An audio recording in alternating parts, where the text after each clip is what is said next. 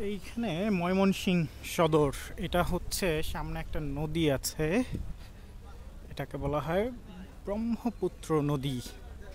এই নদীটার কোনো আগা মাথা নাই। আগা মাথা নাই কেন বলে মানুষ, সেটা আমি এইখানে আসার পরে জানতে পারলাম।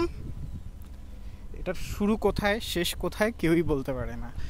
সাধারণত যেমন পদ্মা মেঘনা পানিগুলো হচ্ছে এক একটা কালারের, বলে দেয় যে এটা পদ্মা ওইটা মেঘনা, বুড়িগঙ্গা কালো, এটা সবাই জানে।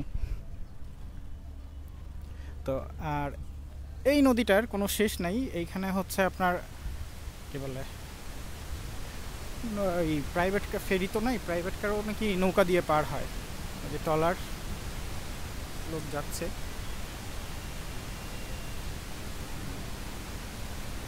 তার ভিতরে আবার এখানে খনন কাজ চলতেছে।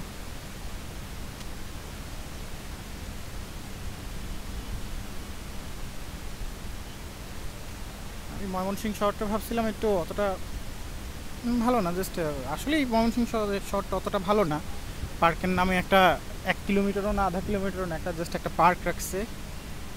আর দেখার মতো এখানে এই শুধু নদীটাই আছে।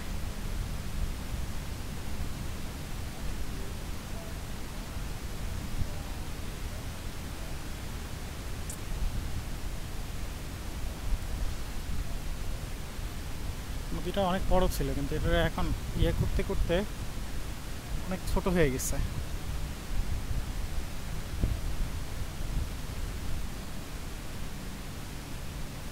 আর কাছে যাব না।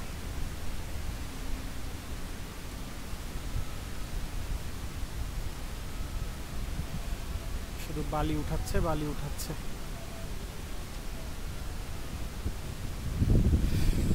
ঘাট,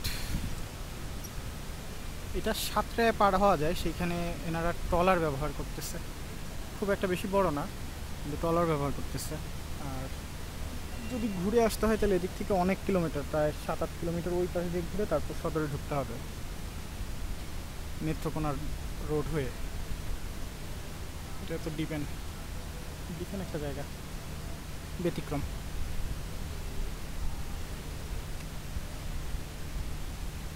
কিন্তু সাঁতরায় পার হওয়া যায় এটা বললাম, এটা ভুল। সাঁতরায় কে পার হবে ভাই ফ্যামিলি নিয়ে, তাই ট্রলার দিয়ে পার হচ্ছে।